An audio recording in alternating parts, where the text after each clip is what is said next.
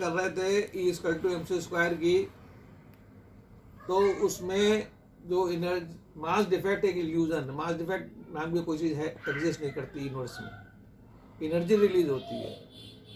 तो nuclear fusion और nuclear fission में जो न्यूक्लियोसिंथेसिस है उसमें एनर्जी रिलीज होती है। तो ये कंडीशनड स्टिमुलेशन से न्यूक्लियर सिंथेसिस हो रही है, कंडीशन जिसमें कि एनर्जी रिलीज हो रही है। ऐसे ही कोसार के अंदर जो न्यूक्लियोसिंथेसिस हो रही है वो अनकंडीशन तरीके से हो रही है, उसमें भी एनर्जी रिलीज होती है। उसमें एनर्जी जो है वो टैक्यान से रिलीज होती है, वो टैक्यान से रिलीज होती है, जो कोसार की बस्ट, एनर्जी बस्ट बनाते हैं। अब क्या है, ये एनर्जी रिलीज बताते हैं न्यूक्लियोसिंथेसिस में एनर्जी रिलीज हो रही है। इसी तरह एक कोल्ड फ्यूजन है जिसमें कि न्यूक्लियर सिंथेसिस में एनर्जी नहीं निकलती है, वो लैब के अंदर होता है और उसमें कार्बन जो आर्क है पानी के अंदर, जब हम उसको कार्बन आर्क मीन्स उसमें इलेक्ट्रिसिटी पास करते हैं तो आयरन बनता है। तो आयरन, ये जो न्यूक्लियोसिंथेसिस बना है ये by process of cold fusion बना।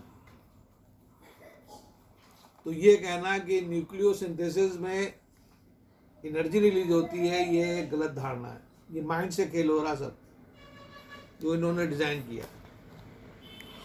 तो अर्थ पे जो न्यूक्लियोसिंथेसिस हुई है ये कोल्ड फ्यूजन से अनकंडीशन तरीके से हुई है। जो पीरियोडिक टेबल बनी है अर्थ पे, तो we are not star dust, we are not star dust, ये कोल्ड फ्यूजन से पीरियोडिक टेबल बनी है अर्थ पे। तो सन में जितने भी प्लैनेट हैं, Mercury, Venus, Earth, Mars, Jupiter, Saturn, Uranus, Neptune, इनके अंदर जो पीरियोडिक टेबल है सबके अलग अलग है और ये अनकंडीशनड कोल्ड फ्यूजन से बनी है। तो न्यूक्लियोसिंथेसिस जब बनती है तो ये एनर्जी रिलीज भी करती है और ये एनर्जी रिलीज नहीं भी करती है, ये माइंड से तय होता है। तो माइंड जो है वो उसका जानना बहुत जरूरी है। What is mind and how it triggers nucleosynthesis. अब हम आते हैं एक और मिथ में कि पीरियोडिक टेबल में, हाँ, दूसरी चीज़ ये है कि जो एनर्जी रिलीज हो रही है न्यूक्लियर फिशन एंड फ्यूजन में, इसको बाइंडिंग एनर्जी कहा गया है। ये बाइंडिंग एनर्जी नहीं है। तो बाइंडिंग एनर्जी जो है वो हिग बोसॉन से बनती है।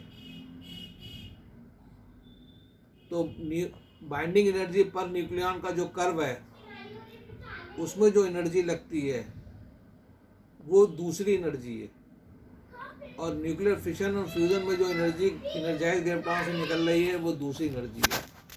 तो न्यूक्लियस के अंदर बाइंडिंग एनर्जी एक अलग एनर्जी है और एनर्जाइज ग्रेविटॉन से जो एनर्जी निकल रही है वो अलग है, दोनों अलग अलग हैं। ये ध्यान रखिए जब हम अभी न्यूक्लियोसिंथेसिस पे आएंगे तो कैसे बाइंडिंग एनर्जी का कंसेप्ट, इसमें हिग बोसॉन का पार्ट प्ले होगा। हिग बोसॉन का पार्ट बाइंडिंग एनर्जी, तो हिग बोसॉन ऑसिलेट करता है, तो ये नेगेटिव ऑसिलेशन भी है इसका और पॉजिटिव ऑसिलेशन भी है। तो जो लार्ज हाइड्रोजन कोलाइडर में हिग बोसॉन मिला 126 गीगा इलेक्ट्रॉन वोल्ट का प्रोटॉन को टकराने से, वो एक बड़ा हिग बोसॉन था। तो इसी तरह जो लेप्टोक्वार्क में हिग बोसॉन उससे छोटा, फिर जो बाइंडिंग एनर्जी 3 बनाता है। फिर इनर्जाइज इलेक्ट्रॉन में जो है बोसॉन चाहिए होता है फर्मियन, उससे छोटा, और सबसे छोटा एक बोसॉन है, वो है एनर्जी बेसिक बिल्डिंग ब्लॉक। दूसरी चीज जो हम कहना चाहते हैं कि जो न्यूक्लियोसिंथेसिस है